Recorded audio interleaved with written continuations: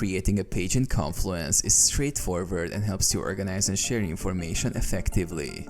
Here's a step-by-step guide to creating a Confluence page. Log into Confluence. Start by logging into your Confluence account. Navigate to the space where you want to create a new page. Navigate to the space. Click on the Spaces menu on the left-hand side and select the space where your new page will reside.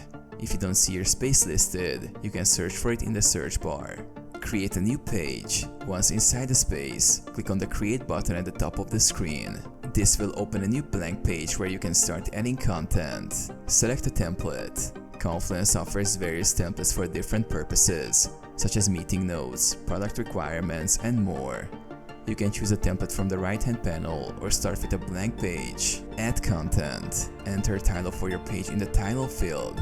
Then use the rich text editor to add and format your content. You can add text, images, tables, links, and macros to enhance your page. Save and publish. Once you have added your content, click the Publish button at the bottom right to save and publish your page.